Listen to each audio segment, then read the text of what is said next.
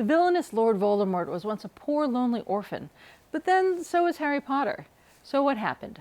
NYU Langone Psychiatrist Dr. Karen Rosenbaum talks sociopaths and Lord Voldemort. Ahead on Science Goes to the Movies.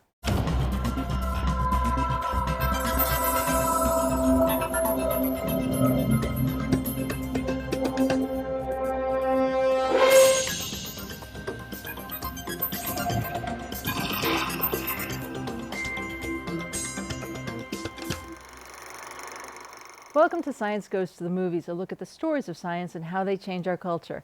I'm Lisa Beth Kovitz. Today we're joined by Dr. Karen Rosenbaum from NYU Langone's Department of Psychiatry, and we're going to take an in-depth look at Harry Potter's evil nemesis, Lord Voldemort. Welcome, Karen. Thank you. Thank you for having me.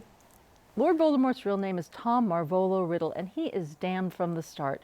His mother, Merope Gaunt, after a lifetime of abuse at the hands of her brother and father, is finally left to her own devices, and the first thing she does is slip a love potion to the local muggle heartthrob. They marry, and their child, Tom, is conceived and carried under a magic spell. And let's say this magical world really existed. These potions would be equivalent to chemistry, and a love potion would be a drug. In real life and in terms of Lord Voldemort, is a child who is early exposed to drugs in danger of rewiring his neurological network? So in real life, if the mother is consuming drugs, the fetus might be exposed to the drugs in the womb, and definitely that would have an effect on the nervous system. In this case, it's Tom Riddle's father who consumed the love potion. So I think this says more about Merope Gaunt's character, and that she feels such low self-esteem that she needs a potion to get her man. And that might be contributed genetically, which we're going to talk about. But in terms of the actual drug that his father consumed, I'm not sure that it would have that much effect because it's the father and not the mother. Voldemort is a direct descendant of Salazar Slytherin, a family so dedicated to blood purity and maintaining their secret snake language of Parselmouth that they married each other generation after generation, resulting in children prone to violence and depression. Using a real-life understanding of psychiatry, would generations of violence and generations of intermarriage affect a kid like Tom Riddle? Or does it all get wiped out as soon as she marries outside of her bloodline? So even though she marries outside of her bloodline, he still has 50% of the genetic components from his mother. And sure, the generations of being prone to violence and depression can affect Tom Riddle. Also, we don't know that much about his father, but the fact that he left him without any regard for who he was or find out about him or come to the orphanage, I think there were multiple opportunities where the father could have found him, might show callousness on the part of the father, which might also affect, so he might have had some genetic issues on both sides. Tom Riddle's mother, abused, addicted, and abandoned, dies just after his birth, leaving him in an orphanage. At this point in Rowling's opus, the villain, Voldemort, begins to parallel the life of the hero, Harry Potter. Harry Potter lives under the staircase at the Dursleys, and Tom Riddle grows up in that weird orphanage with the bathroom tiles on the walls. Harry Potter's childhood is full of constant abuse from the Dursleys, whereas Voldemort's bland orphanage seems to leave him alone. Very, very, very alone. Would the empty nothingness of Tom Riddle's orphanage be just as damaging as the abuse from the Dursleys? Yes, and in fact, neglect and abuse are both forms of child maltreatment, and in some ways neglect could be considered to be worse or at least as bad as forms of physical abuse, because it's an omission, so the person isn't getting any of their basic needs met from a caretaker, so they wouldn't be able to form healthy attachments because there's just nobody. Whereas even though Harry is abused by the Dursleys, he had some early good childhood attachment from his caregivers, which might have protected him. And I think he can see how ridiculous the Dursleys are. And at least some of his basic needs are being met. He's clothed, he's going to school, he has a room, not a great one, and whereas Tom Riddle really doesn't seem to have anybody that's looking after him at all, and he, we don't even know about his peers in the orphanage or. So this character that we all hate, really as a child, he had no opportunity to develop the brain pathways that would give him any kind of structure even to rely on. Is that true? Yes, I mean, in terms of if you look at it from an attachment perspective, he doesn't have any way to see what good role models are or bad role models are, and he has a very stark development. His mother dies as soon as he gets to the orphanage, and so there's this famous study by Harry Harlow where he took rhesus monkeys at the early days of life. He had wired mother figures and then other mother figures that he put terry cloth on top of. And the rhesus monkeys that were able to have the terry cloth mothers did a lot better. And he also found a critical period in the first 90 days of life where if they didn't have some soft emotional attachment figure, they could be permanently damaged. So for someone like Tom Riddle, who didn't have anyone at all in first year or the first 11 years, before Hogwarts, he would be pretty bad off. Right, he's got bathroom tile. Yeah, not for a mother. Yeah, not soft and warm and terry cloth. No. No. How much does that first year of love matter in the development of these characters? It's absolutely critical. So if Harry's knowing that his parents loved him in the first year, even if he doesn't have a concrete memory of it, he has some implicit feeling knowledge of it because he had that early attachment, which wired his brain to have a secure attachment base, whereas somebody like Tom Riddle, who had nothing, not even anyone who stepped in as caregiver, that it seems he would maybe become more avoidant attachment style, which we see when Dumbledore comes to get him to Hogwarts. He offers him to go to Diagon Alley to get books with him, and he says, no, I can do it by myself. I can do everything by myself. And that's, that was his defense mechanism because he only had himself to rely on. Do you see people like this in your practice? People who have this background? I've seen people with childhood abuse and neglect, and it's very difficult because in the treatment relationship, it's affected often because they might not trust me or they might have concerns or fears in their defense mechanism style or their use of their tools just aren't that good, and so sometimes they can't even benefit that well from therapy, so it's very difficult. Because you've explained that absolutely in the book, people do reach out to him with love, but... Sure, but it's by 11, it seems like it's probably too late. Really? If there were any other things, like if he had other attachment figures early in life or any examples of good moral behavior, he might have, even if that woman, Mrs. Cole, instead of letting him torture kids and animals, had stepped in, at least maybe he could have had some intellectual knowledge of what is right and wrong, but it seems like he was able to run amok. Yeah, Miss Cole is the real villain of, as a modern person looking at this woman, you want to say, how could you? Exactly. This was your job. Exactly. Most of what we know about Lord Voldemort comes in book 6, Harry Potter and the Half-Blood Prince, where we learn that as a kid, Voldemort tortured animals and set fires, 2 of the 3 traits that psychiatrist John Mcdonald in 1963 declared to be predictive of later violent tendencies. What is the Mcdonald Triad, and magic or not, has Mcdonald's theory stood the test of time? As psychiatrists, we really don't use that thought anymore, but the Mcdonald Triad was bedwetting, fire starting, and cruelty to animals.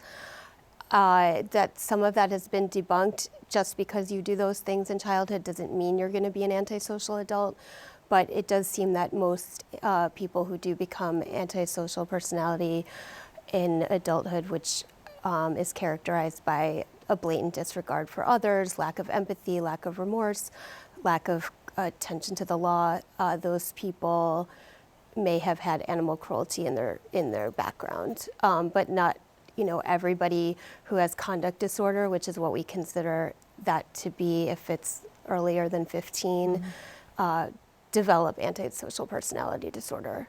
So people bedwet for all Of kinds all of reasons. kinds, sure. People set fire for all kinds of reasons. Sure. But what about that animal cruelty piece? Does that stand out amongst them? I'd say of the three that does, because it just shows a lack of empathy because animals are so innocent.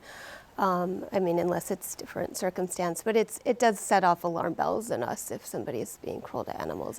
I think it's interesting when I was talking about this to very smart colleagues, they recognized the Mcdonald triangle, even though it doesn't exist anymore scientifically, they recognized it from movie tropes. They're like, oh yeah, that's how it works. Interesting. Because we're so affected by what we see in the media, sure. In Voldemort, Rowling writes an irredeemable character. But in real life, could Tom Riddle have been saved? Sure, like if he had had a detachment figure that stepped in earlier, or somebody who cared, if his basic needs were met, which includes love and attention, he might have had a different outcome, just like Harry. But so many things were stacked against him. And then there is also the genetic predisposition that we talked about. So it would have been, even more imperative for someone to step in. So it's the nature-nurture question. It's both, but if there's no nurture available, then it's really impossible. Would Voldemort be a terrifying client to have? I think that somebody like Voldemort wouldn't come into my office on his own. He would be maybe mandated to my office after having some criminal activity, or as a forensic psychiatrist, I might be seeing him for his attorney to see if there's some mitigating circumstances. And that orphanage growing up could be considered a mitigating circumstance in his development because, he had such an awful childhood, and like you said, that everything was stacked against him to become evil. But it doesn't really change that, his behavior is bad, and everything that he does at that point, if he feels the world is bad and he's suspicious of the world, the way he was suspicious of Dumbledore when he was 11, he thought Dumbledore was going to be there to take him to the asylum. He didn't believe that it was going to be, that he was really going to be at Hogwarts. And then, so he sees the world as bad, and then he might lash out at something he perceives as bad, and then people reinforce that worldview that people are bad because they're going to react badly to him, and then the cycle continues. And so, yes, it's difficult to get out of that cycle once you hit adulthood and you've done criminal activity. That's just so tragic. It's so tragic. It's really sad. And unfair. It really makes you see why children need to really be taken care of, why we have to take care of everybody's children in a certain way. Definitely. And really that's what most of the criminal justice system is made up of. Almost everybody there has a horrible story. There's a lot of debate all over the internet about which chapter of the APA's Diagnostic and Statistic Manual of Mental Disorders should be devoted to Lord Voldemort. Sociopath, psychopath, narcissist, magical fascist. What do you think? What is he? So the beauty of fictional characters is that we don't have to put them in a box. And in fact, in real life, it's difficult to put people in a box. We think of things more along a continuum. But just to explain some of those terms, a psychopath and a sociopath are both, they're not in the DSM-5, but they're both labels for antisocial personality disorder, which is in the DSM-5. And so it's not, there's some confusion among the terms because it's not that scientific, but both have the root in the blatant disregard for others, not caring about the law, lying, deceitfulness, impulsivity, irritability. You need 3 of those to be antisocial. And with the psychopath, they might have a little bit more of a cunning, manipulative quality. Think like Dexter, where he's very precise and people like him. He's charming, but yet he kills people. And then you have the sociopath, who is thought to be more impulsive, maybe more like the Joker and Batman. Like you know he's scary, you stay away from him, he's less likely to draw you in. Interesting. Then you have the malignant narcissist, who Eric Fromm and then Otto Kernberg coined to be more of a mix of the narcissistic personality disorder that's in the DSM-5 and antisocial personality traits. So you have somebody who has the blatant disregard for others, lack of remorse, but you also have somebody who's very grandiose and has an inflated self-esteem and might on the root of it has a very fragile ego, and people often walk on eggshells around those people. Like if they say the wrong thing, the person will get narcissistically injured and then lash out. So I do see elements of that with Lord Voldemort, because you see in early childhood, when as soon as Dumbledore tells him, you're special, you have magic, you can talk to snakes, he gets that's when he really is like, okay, I'll go to Hogwarts, like I knew I was special. That specialness is something he really needs, that and the immortality, which also I think could stem from narcissism, hence the Horcruxes. Right.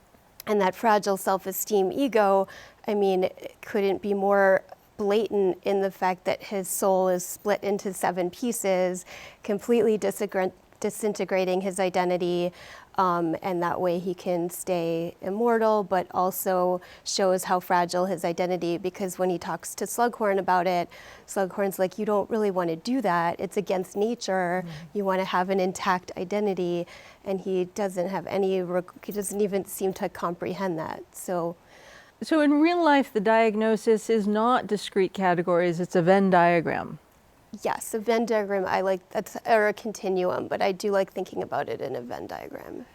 Once and for all, let's put it to rest. What would you write in your notes about Tom Riddle?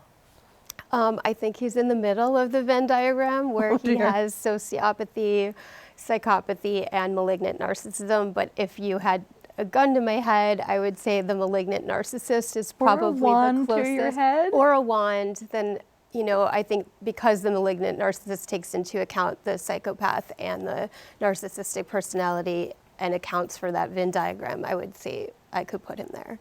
I think that complexity really is a compliment to Rowling's writing. Definitely. It's very impressive that she has that knowledge and didn't want to pigeonhole him into a box. Right. Being a Death Eater seems like a miserable club that no one in their right mind would want to join, but then so does following Charles Manson. And here's a video of Hitler at the 1936 Olympics twitching and shaking like the speed freak he was. In hindsight, none of these people seem even remotely inviting. Do psychopaths have a magical power over their minions to keep them in line, to keep them following them? No, I would say that it's more about the followers than the leader. I liked how Dumbledore put it, and I'm going to paraphrase, but he talked about the early Death Eaters at Hogwarts, and he said it was the weak who wanted a strong leader. He said it was the ambitious who wanted shared glory, and it was the thuggish who wanted somebody to show them new ways of cruelty, something like that. So I think in 1930s Nazi Germany, there were a lot of disenfranchised people who the country had been really poor and decimated after World War I. So those people needed a strong leader, and they really grasped at the message of hate, or they could, relate it to the message of hate. But I don't think it was Hitler's magical power. Hitler could have been anybody in that position. It's more about the people. We're just going to tiptoe a little bit into the play Harry Potter and the Cursed Child and do our best to keep the secret of the narrative as we're all instructed. But I'm pretty comfortable telling you that as the story of Harry Potter and his family continues, there's a child, and the child is cursed, mostly with being brought up with a set of values that are contrary to what both the wizarding world and most humans hold dear. So what happens to a person who is physically healthy, loved by their parents, but brought up in a world where Hitler is right, where KKK robes are actually sort of fashionable? How does that person reach normalcy? So You know, I think it still bodes well for them to have the attachment figures that we talked about. And you said they were, you know, brought up in a happy household, just that the parents were, you know, hated some group, which could be ignorance. And so if the child has other forms of educators, like at school or peers that have other messages, they might be able to also form their moral reasoning from those people. So education and exposure are a big thing. Big things. And let's say, you know, it's a place where everybody's giving the child the same message, the parents, the teachers, the peers, the environment, then still, you know, as long as there was not a lot of abuse or neglect and they had a pretty good childhood and loving caregivers, they'd still be able to have an opportunity once they leave that environment through education, through new exposure to new people, to, you know, separate the ideas that were ingrained when they were a kid to maybe forming their own. That doesn't always happen because the person needs to be somewhat intelligent and still, you know, have that other side and the willingness to see another side, but at least there's hope. Is there a point that's too late? Do we? No. No, I mean, I think, again, I think it's a different thing when we talked about too late as far as early attachment. That's what I was thinking. Versus somebody who's just surrounded by people who might be ignorant or have messages of hate but still feel loved. Yeah. I think it is a different thing. And I think with, you know, Harry Potter, knowing that he was loved in that early period, again, that affected his worldview. So even though he had the Dursleys hating on him, there was something that protected him, where he could see that when he chose good behaviors, he would get positive regard, especially once he was at Hogwarts. And then, you know, he could feel good about himself and continue to do good. Whereas the other cycle that we talked, the negative cycle, occurred with Voldemort, where he saw the world as evil and malicious, and he was suspicious of everybody, and anything he did, people looked at like, what are you doing? He couldn't please Dumbledore no matter what he did, I think, is how he felt. Well, he wanted to do evil things. Correct. And so then you know, the cycle continued. Though it seemed like he did charm some of the other professors, like Slughorn. Yes. He couldn't fool Dumbledore because Dumbledore knew, you know, about his childhood. So it was a little bit of, even Dumbledore might have failed him in some regard by mirroring that early childhood version of Tom Riddle and maybe not stepping in as a father figure. Do you I think think Dumbledore even does say he could have done more. Do you think, you know, from the outside, did Dumbledore fail him? I only just thought about it as I said it, but I think there could be an argument for that. Yes. Yeah. He's a very flawed character. He is. Well, it's interesting because having failed Tom Riddle, his behavior towards Harry Potter is also something of a failure. He puts Potter through quite a lot of pain. Yes, he puts a lot into Potter that seems to be unfair to do to a 10-year-old boy and 11-year-old boy and 12-year-old boy. Yes. Well, a lot of these books it's a lot of pressure on little kids to save the world. Yes. I think that the books that I grew up with gave children an opportunity to be children in the books, but in these books, they all have to be superheroes. It's a lot of pressure for real children who can't break the laws of physics willy-nilly to have these kids as heroes. I would agree with that. Yes, although they're, you know, it's also a good message of love and empowerment and women empowerment. Yes. I think Hermione is a great character for women. She is. Yeah. Harry Potter's most magical power, the thing that trumps Voldemort's evil again and again, is the power of love. And love may seem like a non-specific piece of magic, but the feeling of love results in actions that have significant effect, especially on a growing child. In real-world science, how important is Harry Potter's capacity to love?